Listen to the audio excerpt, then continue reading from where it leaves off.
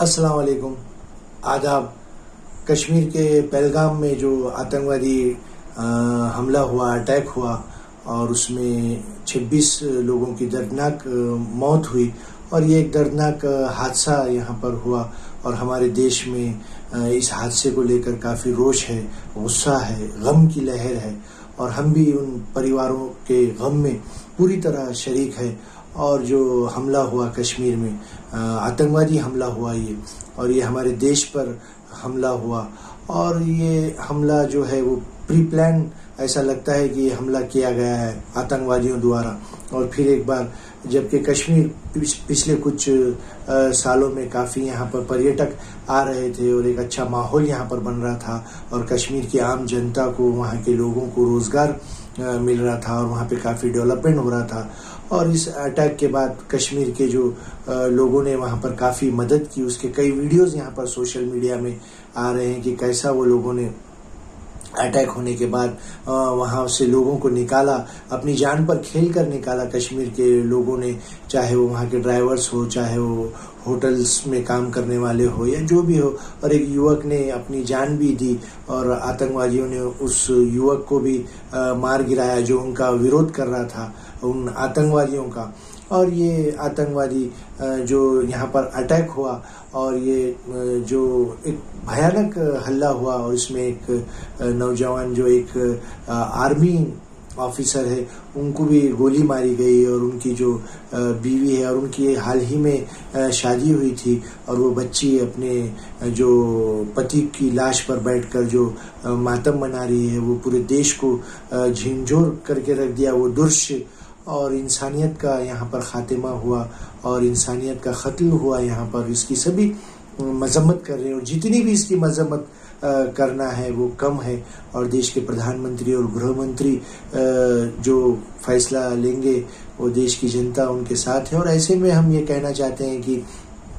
इस पर राजनीति नहीं होना चाहिए और देश पूरा एक जगह आना चाहिए। देश की सभी जनता ने, सभी समाज की जनता ने पूरे देश के साथ खड़े रहना चाहिए और प्रधानमंत्री और गृह मंत्री के साथ खड़े रहना चाहिए और इसमें कोई राजनीति नहीं करना चाहिए, क्योंकि जो लोग इसमें जिसकी मौत हुई है उनके परिवारों के साथ हमको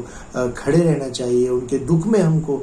शामिल होना चाहिए और खड़े रहना चाहिए, क्योंकि जिसका कोई अपना जाता है उस पर क्या बीतती है उन परिवारों पर। और वो लोग मासूम लोग थे, वो कश्मीर घूमने गए थे और वहाँ पर कश्मीर की जो वादियाँ हैं उसका लुत्फ़ उठाने गए थे और ऐसे में भयाड़ हल्ला आतंकवादियों द्वारा किया गया और अचानक किया गया और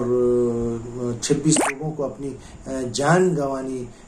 पड़ी और इसमें कई मासूम बच्चे भी बहुत दहशत में आ गए थे। लेकिन हम उन कश्मीरियों को भी सैल्यूट करते हैं, उनको हम मानते हैं कि उन लोगों ने काफ़ी मदद की और इंसानियत का सबूत दिया। लेकिन इन आतंकवादियों को ये सोचना चाहिए कि वो देश के जो माहौल ख़राब करने की कोशिश कर रहे हैं और ये कहाँ से आए थे, कौन थे, किन से इनके तार जुड़े हुए, वो तो देश की जो मिलिट्री है और देश की जो इंटेलिजेंस है वो पूरी तरह मुस्तैद है हमारे देश की। लेकिन ऐसे में पूरे देश को एक जगह आकर इसका निषेध करना चाहिए और उन परिवारों के साथ खड़े होना चाहिए, उनके दुख में शामिल होना चाहिए और आगे भी उन परिवारों को जो मदद लगती हमारे देश के लोगों ने उनकी मदद करना चाहिए, उनके साथ खड़े रहना चाहिए। और हम हमारे न्यूज़ चैनल के माध्यम से भी ये हमले की हम निषेध करते हैं, मजम्मत करते हैं, कंडेम करते हैं और देश में ऐसे फिर कभी कोई ऐसा हमला करने की जरूरत नहीं करना चाहिए। और हमारे देश के प्रधानमंत्री नरेंद्र मोदी और गृह मंत्री अमित शाह और संरक्षण मंत्री राजनाथ सिंह ने अल्टीमेटम दिया है कि इस हमले का हम मुंहतोड़ जवाब देंगे, बदला लेंगे और वो सक्षम है और आगे की जो भी कार्रवाई वो करेंगे। और लेकिन देश की आम जनता ने ऐसे में सब ने मिलजुल कर इस हमले में जो लोग मारे गए हैं उनके साथ खड़े रहना चाहिए और राजनीति नहीं करना चाहिए, देश के साथ खड़े रहना चाहिए, क्योंकि हमारा देश एक मिसाल है भाईचारा, खुलूस, मोहब्बत और कश्मीर हमारे देश का एक अंग है। और कश्मीर में फिर से वहाँ पर शांति और उन्नति और डेवलपमेंट होगा, ऐसी हम उम्मीद जताते हैं। और कश्मीर में फिर एक बार हमारे देश के लोग बड़ी आसानी से वहाँ पर घूमने जाएंगे, फिरने जाएंगे और वहाँ पर काफ़ी शांति स्थापित होगी, ऐसी उम्मीद करते हैं। चलिए फिर एक नए मुद्दे के साथ, अल्लाह हाफिज़।